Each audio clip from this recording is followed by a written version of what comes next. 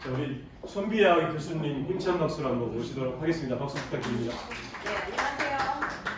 오늘 7월 미래 에세 VIP 특별 전시로 마에스트로 거장이 되신 박은선 조각가님으로 찾아뵙게 되었습니다. 저는 오늘 크리에이션을 맡게 된 경희대학교 경영대학원 겸임교수 손비아입니다. 반갑습니다. 네.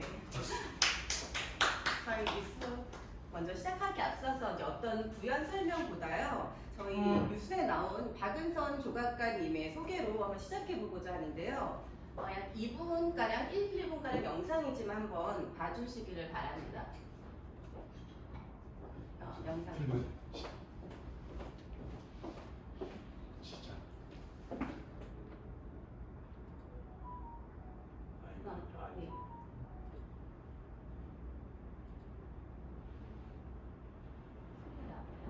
세계적인 테너 안드레아 보첼리가 연출하는 콘서트에 목포 출신의 조각가 박은선 씨의 조형물이 등장했습니다.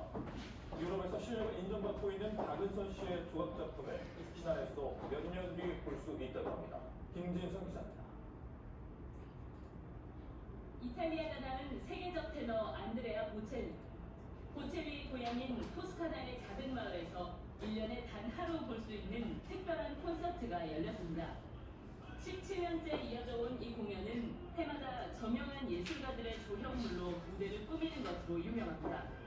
올해도 세계 각국에서 2만여 명의 팬이 몰려든 가운데 무대에 우뚝 솟은 대형 조형물이 눈길을 사로잡습니다. 목포 출신 조각가 박은선 씨의 무한 기둥이라는 작품으로 보첼리의 무대에 한국은 물론 아시아 작가가 초청된 것은 이번이 처음입니다. del potenziale della scultura con le luci immaginarie, con le luci rispecchiavano la musica 처음으로 무대를 꾸미게 된 박은선 작가는 유럽이 인정하는 조각가가 된 지 오래입니다. 미켈란젤로 등이 작업터로 삼았던 조각의 성지 피에트라 산타시의 입구는 물론 도시 곳곳에서 박 작가의 작품을 만날 수 있습니다. 어느 지역에 작품이 놓인다라는 것은 굉장히 작가가 어떤 영광스러운 2022년 8월에는요. 전 세계가 살아가는 이탈리아 국민 가수 안드레아 보첼리의 요청으로 라야티코 무대의 높이 약 11m의 대형 작품을요. 아까 뉴스에서 보신 영상의 조각처럼 8개월에 걸쳐 제작을 했습니다. 여기가 무대 위에 설치했던 무한 기둥이라는 박은선 조각가의 작품이고요. 이 작품은 국립현대미술관의 외부 마당에서도 확인할 수 있는데요. 여기 사진에 나오는 것은 국립현대미술관은 아니고 외국에 있는 무한기둥 설치된 모습의 사진입니다. 이렇게 대리석은요, 두 개의 서로 다른 대리석 색상을 서로 교차시키면서 기둥으로 이렇게 쌓아 올라가면서 계속해서 무한하게 올라갈 것처럼 느껴지는 조각입니다. 박은선 조각가는요, 전남 목포에서 태어나셨어요. 그리고 경희대학교를 졸업하시고 1993년 이탈리아 카라라 국립예술원에서 조각을 배우셨습니다. 이후 30년째 이탈리아에서 작업을 하고 계시는데요. 이탈리아에 가신 이유가 뭔지 아세요? 대리석이라는 이름을 사용하시잖아요. 근데 그 대리석이라는 것은 품질이 좋아야 돼요. 그래서 이탈리아에 이런 품질이 좋은 대리석이 많이 있다고 합니다. 그래서 아예 거주지를 좀 옮기셔서 작업을 하시는데 이 이탈리아에는 어떤 조각가들이 있냐? 미켈란젤로, 또 페르난도 보테로 등 그 세계적인 작가들이 이제 활동하는 그야말로 조각의 성지라고 불리는 곳이죠. 이곳에는 박은선 조각가의 그 무한기둥이 영구적으로 설치되어 있고요. 실제로 2018년에는요, 피에라 산티시가 최고의 조각가에게 주는 프레텔리 로셀리 상을 한국인 최초로 받았습니다. 그리고 2021년에는요, 조각 분야의 뛰어난 업적과 공로를 인정받아서 이렇게 명예시민증을 수여받았고요. 외국인으로는 역대 세 번째이고요. 동양인으로는 무려 최초라고 합니다. 이렇게 하늘로 뻗어가는 그의 무한 기둥처럼 추상적이고 동양적인 아름다움이 깃든 박은선의 작품 세계는 이제 그를 세계적인 조각가 반열에 올려놓았습니다. 이런 추상 조각은요, 인간의 무한한 가능성을 말을 하고요. 여기 탁자에 보시면 대리석 조각이 이제 보이실 거예요. 이 작품의 이름은 균열이라고 합니다. 작품을 자세히 들여다보시면 가운데에 이제 틈이 벌어져 있어요. 한번 돌려서 보셔도 괜찮은데요. 그 균열은 상처받은 인간의 내면을 뜻합니다. 그는 작품의 균열에 대해서는 어떻게 말을 했냐면 숨통이라고 표현을 하게 됩니다. 말 그대로 이 균열이라는 것은요, 숨을 쉬고 있다는 그런 뜻이죠.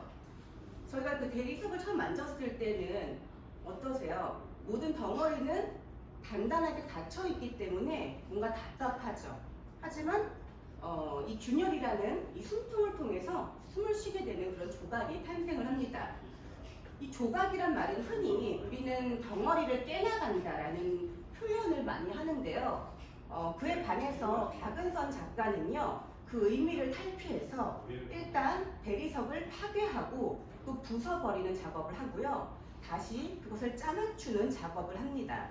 그 과정에서 이런 숨통을 만들어주고 인간 박은선이 살아갈 수 있는 어떤 이 삶을 열어주는 과정이라고 그는 말을 하고 있습니다.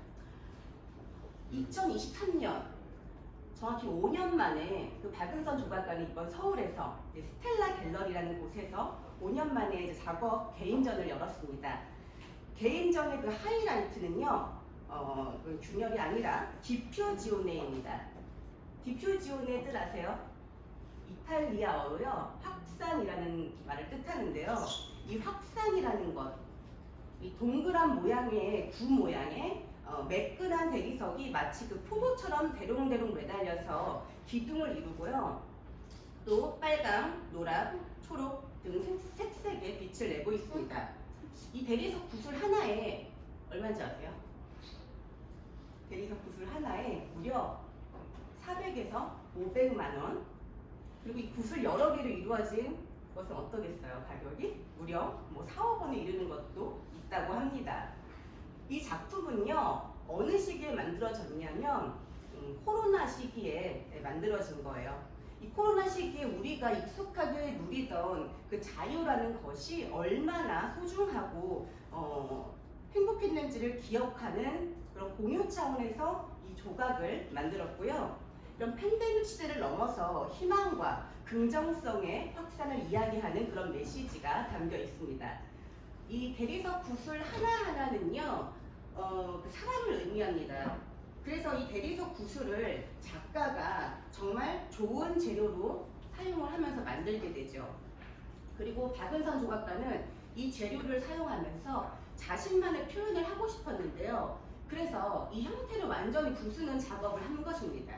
그리고 자세히 보시면요, 이 부수고 나서 그것을 이어가면서 조각조각 이어붙인 듯한 그런 경계선을 들여다보실 수가 있습니다. 이것이 바로 그 돌을 깨서 이어붙였다는 그 역발상적 접근의 흔적입니다. 작가가 이런 방식을 처음 쓰겠다고 했을 때요, 주변에서 어떻겠어요? 미친 거 아니냐? 이런 말도 하셨대요. 왜 그러냐면 돌이 워낙 비싸잖아요. 또 대리석이라는 돌은 기본 돌보다는 훨씬 값비싼 재료예요. 그런데 보통 조각가들은 이 재료를 살 때도 겁을 내겠죠. 그래서 조금이라도 이 재료에 흠이 가지 않았는지, 이게 뭔가 안 좋은 재료가 아닌지에 꼼꼼하게 검수하는 작업을 보통은 하시는데요. 어떠세요? 이 박은선 조각가는 그 돌을 그냥 떼버리시잖아요. 그러니까 그런 이야기도 들을 뻔했겠죠. 또 조각가들의 가장 큰 약점은요, 또 바로 색상입니다. 즉 컬러인데요. 그 돌이라는 것은 바로 인위적인 것이 아니라 그 자연에서 얻어낸 것이기 때문에 그 자연 그대로의 재료를 활용하게 되잖아요. 그렇기 때문에 색을 이용하는 게 상대적으로는 취약합니다.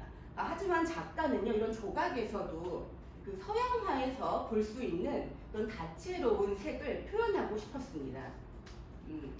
지금 방금 보이시는 조각이 나와 있네요. 그래서 그 대리석 고유의 색을 표현해낼 방법을 고민하다가요. 어떻게 하셨냐면 이 동그란 안에 구 모양 안에를 다 내부를 파내요. 파내서 이 껍데기가 8mm 두께로 만들어집니다. 그렇게 되면 어떻겠어요? 좀 한결 가벼워지겠죠? 그리고 그 비어있는 공간 안에 LED 등을 달게 됩니다. 그렇게 이제 빛을 발하고요.